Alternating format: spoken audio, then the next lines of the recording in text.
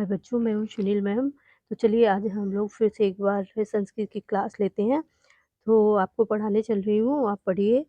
तो संज्ञा आज मेरा टॉपिक रहेगा, जो कि वेरी इम्पोर्टेंट है। संज्ञा, संज्ञा किसे कहते हैं? तो हिंदी में भी ये टॉपिक आपका रखा गया है और संस्कृत में भी रखा गया है। तो आइए हम लोग देखते हैं संज्ञा क्या है।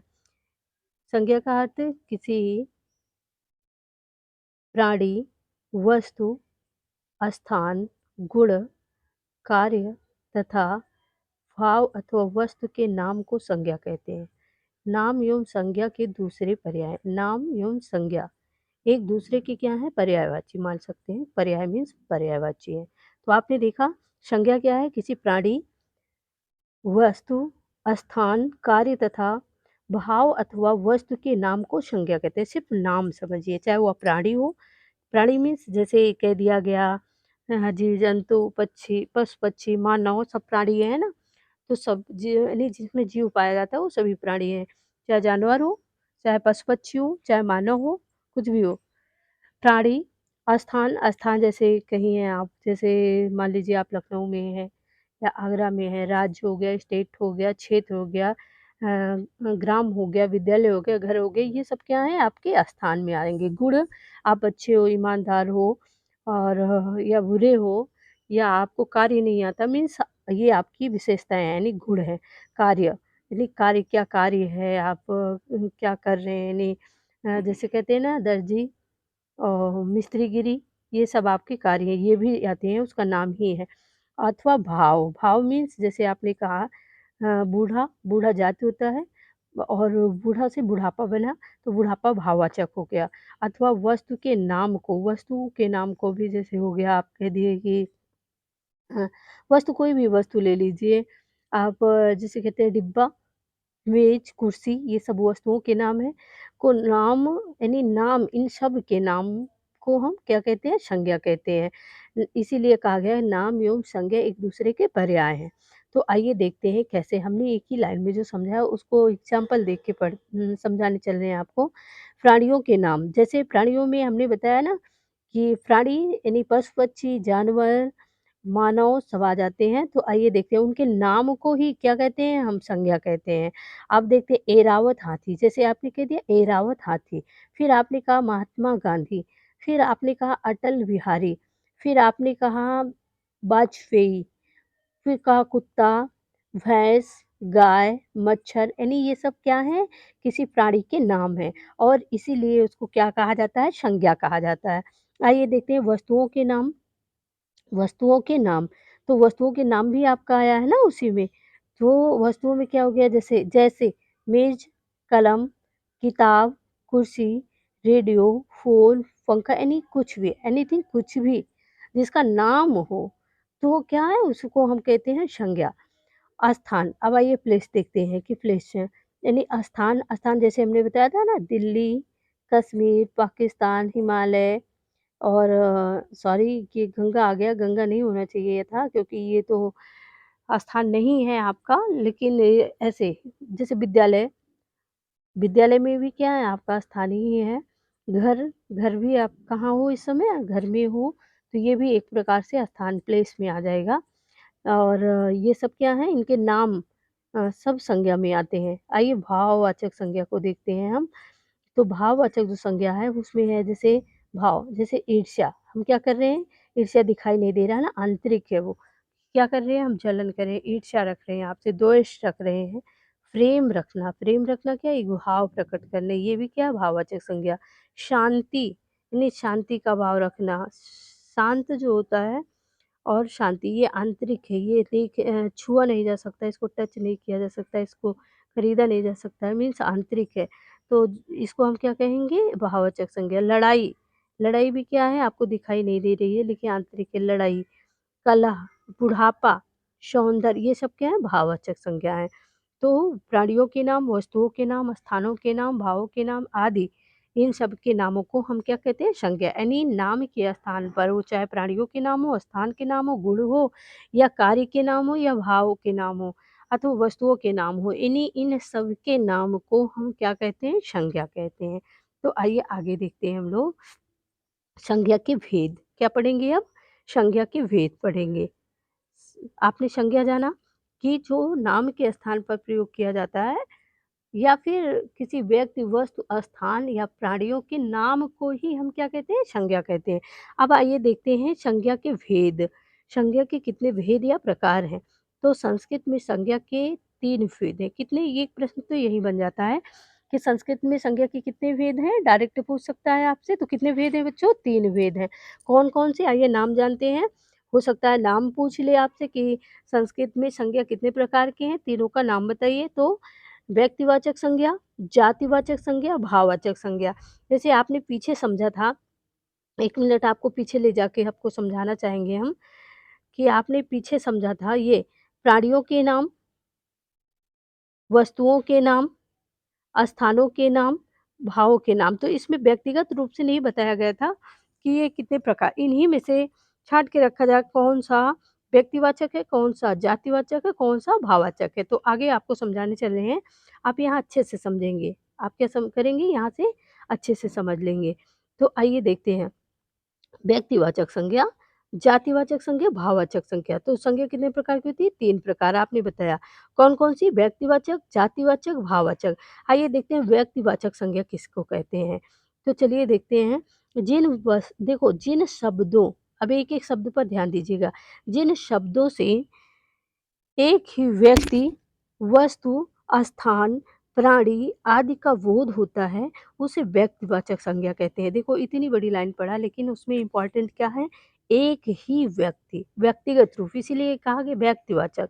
यानी कहते हैं ना पर्सनल, हमको बात करना है, मतलब व्यक्तिगत हमको बात करना है, तो उसी प्रकार व्यक्तिगत उसका नाम लिया जाए। चाहे स्थान हो, चाहे प्राणी हो, चाहे वस्तु हो, चाहे व्यक्ति हो लेकिन वो क्या हो? पर्सन अकेला हो या अकेले वस्तु हो, उसके नाम को ही हम क्या कहेंगे? व्यक्तिवाचक संज्ञा। जैसे एग्ज़ाम्पल में आपको समझाने चल रहे हैं, जैसे राम, तो राम क्या है? नाम तो आप रख सकते हैं लेकिन राम तो राम के ऊपर पड़ा है ना, राम अकेले थे, तो इसलिए क्या है? व्यक्तिवाचक संज्ञा। कृष्ण, कृष्ण क्या थे? अकेले थे, दूसरा कृष्ण नहीं थे, वो तो नाम रख देना दूसरी बात है, लेकिन कृष्ण तो अकेले थे। फिर रामायण, रामायण एक ही है, उसका क्या करना है? उसको रूपांतरित यानी दूसरा अनुवाद करके कंब रामायण तमिल में मीन्स कई भाषाओं में लिखा गया, वो दूसरी बात है, लेकिन रामायण हमारा जो महाग्रंथ है ये एक ही है। लखनऊ देखो स्थान, देखो हमने कहा ना व्यक्तियों के नाम, यहाँ रामायण कहा ना वस्तुओं के नाम, स्थान के नाम, तो लखनऊ भी आ गया ना, लखनऊ व्यक्तिगत। हम शहर कह देते इसी जगह, क्या कह देते? शहर। तो शहर जो होता है वो क्या हो जाता? जातिवाचक, क्योंकि शहर तो बहुत सारे हैं, क्योंकि लखनऊ हो सकता है, आगरा हो सकता है, कानपुर हो सकता है, मीन्स कोई भी शहर हो सकता है, लेकिन उसमें व्यक्तिगत रूप से आपने नाम बताया, कौन-सा नाम बताया? कहा लखनऊ। फिर आपने कहा हिमालय, हिमालय क्या है? हिमालय पर्वत है। हिमालय क्या है? पर्वत। अब पर्वत यदि कह दिया जाता तो ये जातिवाचक हो जाता, लेकिन आपने सीधे कहा हिमालय पर्वत। क्या एक हिमालय एक ही है? तो ये क्या हो गया? व्यक्तिवाचक संज्ञा। फिर कादम्बरी, कादम्बरी कथा बस एक है, एक ही है ना कादम्बरी, दूसरी कादम्बरी नहीं थी, इसलिए क्या है? ये व्यक्तिवाचक आदि ऐसे ही, मतलब जो नाम आए व्यक्तिगत रूप से उसे जातिवाचक संज्ञा कहते हैं। तो आइए आगे देखते हैं हम लोग। आगे दूसरा है आपका, सॉरी यहाँ पे हमने जातिवाचक बोल दिया था, व्यक्तिवाचक संज्ञा कहते हैं। आइए दूसरा देखते हैं हम जातिवाचक संज्ञा। जातिवाचक संज्ञा किसे कहते हैं? जिन शब्दों से एक जाति के अनेक वस्तुओं का बोध हो, उसे जातिवाचक संज्ञा कहते हैं। पिछले आपने देखा अभी पीछे कि एक ही व्यक्ति, वस्तु, स्थान, मतलब पर्स एक ही अकेला हो, उसके नाम को हम संज्ञा कहते हैं, उसके नाम को हम व्यक्तिवाचक संज्ञा कहते हैं। लेकिन यहाँ पे क्या है कि जिन शब्दों से एक जाति के अनेक वस्तुओं, उसका जस्ट अपोजिट, एक जाति के अनेक वस्तुओं का बोध हो, उसे जातिवाचक संज्ञा कहते हैं। जैसे भ्राता, तो भाई जो होता है कोई अकेला नहीं है दुनिया में, भ्राता यानी भाई, भाई मीन्स है क्या? जाति, भाइयों की जाति है। मीन्स अकेला ऐसे कह देता कि नहीं मेरा भाई, नहीं कह देते उसी में मोहन भाई, या किसी का नाम ले लेते तो व्यक्तिवाचक हो जाता। लेकिन यहाँ कहा कहा गया भ्राता यानी भाइयों की जाति बताई गई। फिर कहा गया माता-पिता, क्या बोला गया? माता-पिता। अब माता-पिता दुनिया में अकेले तो हैं नहीं, ये तो माता-पिता की जात होती है, तो ये जातिवाचक संज्ञा होगी। फिर भाई-बहन, भाई-बहन कोई अकेला है नहीं, भाई-बहन कहा गया, व्यक्तिगत रूप से किसी का नाम नहीं लिया गया, तो ये भी क्या हो गया जातिवाचक संज्ञा। फिर कहा गया पर्वत, तो पर्वत अभी बताया ना हमने कहा था हिमालय, वही अभी व्यक्तिवाचक में बताया ना हिमालय। हिमालय नाम लिए, हिमालय क्या है? एक पर्वत है ना, लेकिन उसमें नाम जोड़ दिया गया, हिमालय कह दिया गया, तो हिमालय व्यक्तिवाचक, लेकिन वहीं पे कह दिया गया पर्वत। तो पर्वत तो तिब्बत हिमालय पर्वत, कैलाश पर्वत, बहुत सारे पर्वत हैं, लेकिन व्यक्तिगत रूप से नाम ना लेकर उसके जाति को इंगित करता है, उसकी जाति को वो जाति का बोध कराता है, यानी पर्वत। फिर नदी कहा गया, नदी ना, नदी एक जाति है, कैसे नदियों का समूह कहते नहीं है? तो नदी एक जाति है, क्योंकि व्यक्तिगत रूप से किसी का नाम नहीं लिया गया, यहीं पे कह दिया गया होता कि कौन-सी नदी? गंगा नदी। कौन-सी नदी? गंगा नदी। फिर कौन-सी नदी? यमुना नदी, यमुना नदी। फिर सरस्वती नदी, सरस्वती नदी। ये अलग-अलग व्यक्तिवाचक हो जाते हैं, लेकिन यहाँ पे सीधे कह दिया गया नदी मीन्स नद, बहुत सारी नदियाँ हैं, तो ये नदियों के समूह को इंगित कर रहा है, नदियों की जाति को इंगित कर रहा है। फिर शहर, शहर में हमने बताया स्थान, तो इसमें भी देखिए शहर में कौन-सा, जैसे हमने कहा यही कह दिया जाता आगरा, कह दिया जाता आगरा शहर, तो ये व्यक्तिवाचक हो जाता। लेकिन ये कह दिया जाता कानपुर, कानपुर शहर, अब ये व्यक्तिवाचक हो, यही कह दिया जाता क्या बताइए आप? कश्मीर, कश्मीर, तो ये व्यक्तिवाचक हो जाता है, लेकिन यहाँ पे डायरेक्ट कह दिया गया है कि शहर। शहर मीन्स बहुत सारे शहर हैं, तो जातिवाचक यानी शहरों की जैसे कह दिया कि मोहन शहर जा रहा है।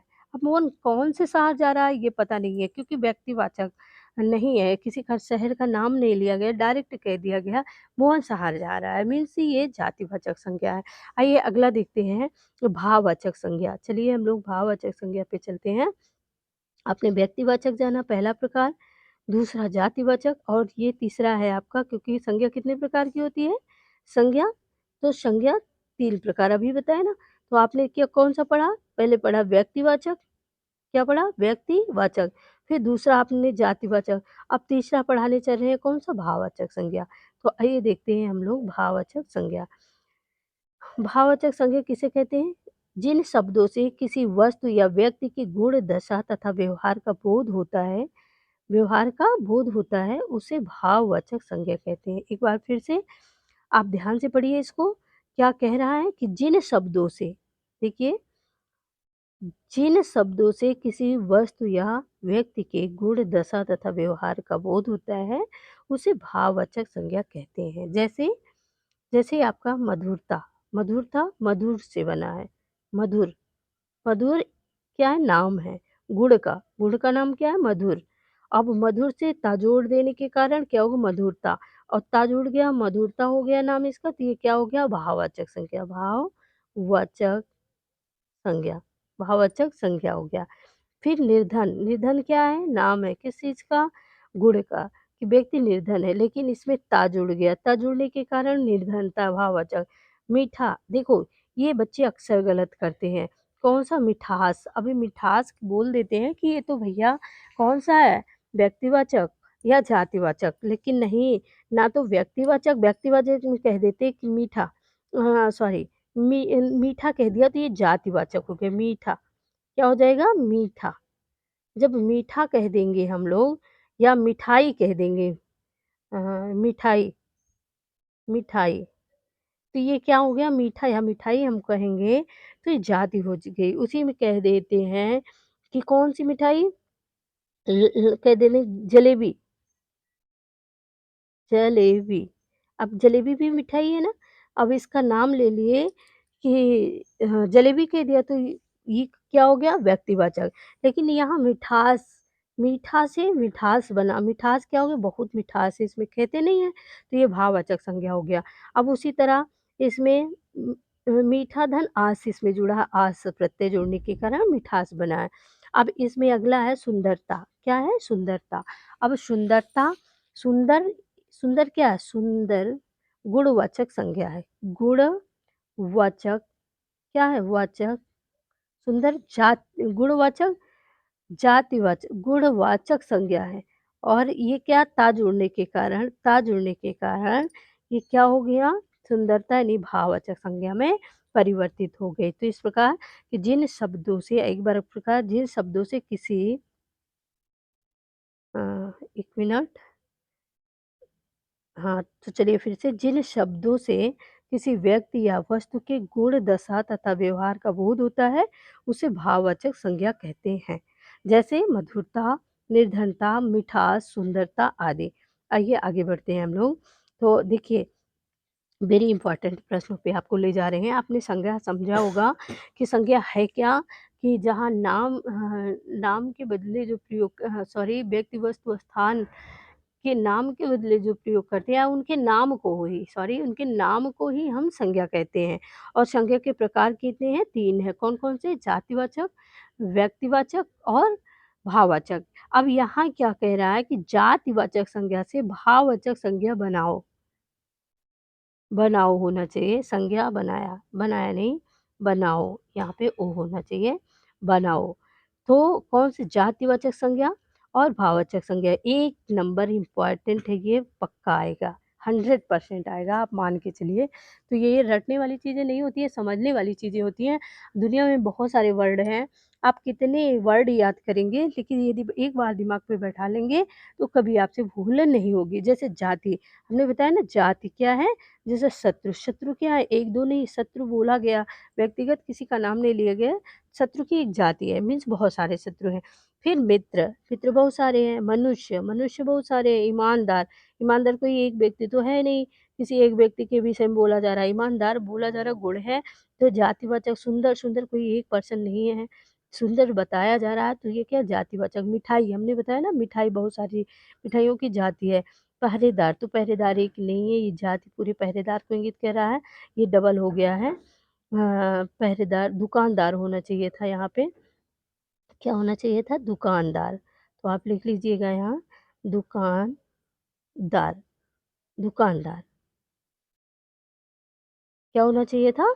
दुकानदार, दुकानदार। अब दुकानदार कोई एक नहीं है बच्चा, बहुत सारे दुकानदार हैं। फिर पहरेदार, अब इनसे आइए हम सीखते हैं भाववाचक संज्ञा बनाना। भाववाचक संज्ञा प्रत्यय जोड़कर हम बनाते हैं। तो आइए एक-एक शब्द को, जैसे शत्रु है तो ता हमने उधर भी बताया था, शत्रुता, ता क्या है? शत्रु, शत्रु, धन, ता प्रत्यय, ता प्रत्यय जुड़ गया, शत्रुधन ता प्रत्यय, और जिससे बन गया शत्रुता। तो शत्रुता क्या हो गया? जातिवाचक शत्रु था, लेकिन ता लगने से भाववाचक में बदल गया। जैसे मित्र है तो मित्र में ता लगने से मित्रता बन गया, भाववाचक संज्ञा।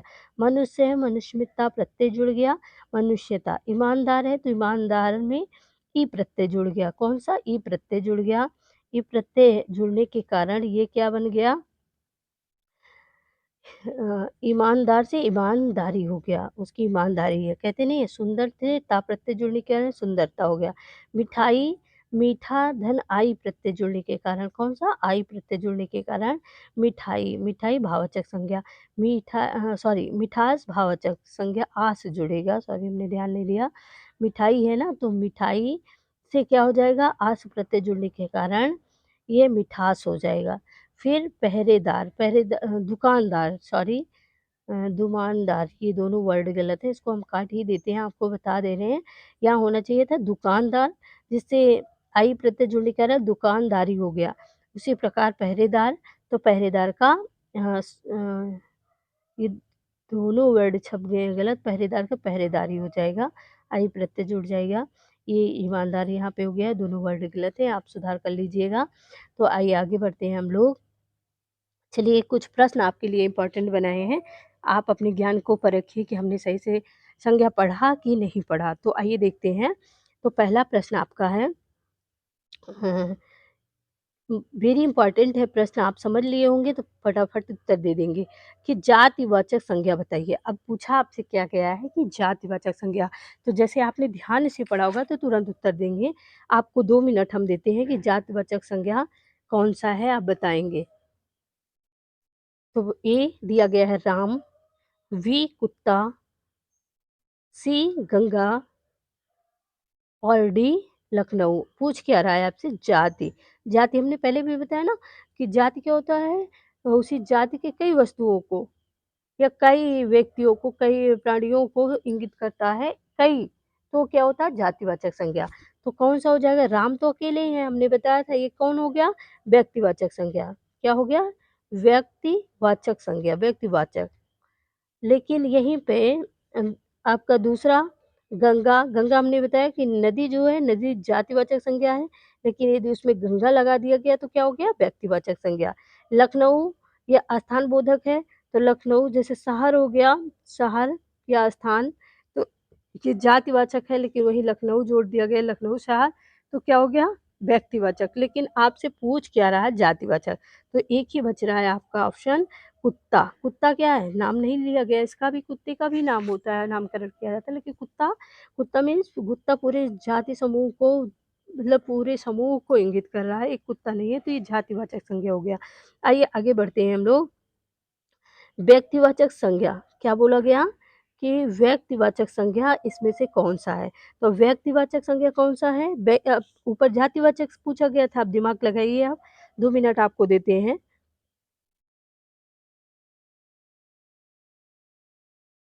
तो चलिए, पहला है, पूछा क्या गया है? व्यक्तिवाचक, ध्यान रखिएगा। ये पूछा जा रहा है व्यक्तिवाचक, तो पहला क्या है? सुंदरता। सुंदरता क्या हो गई? आप उत्तर देंगे।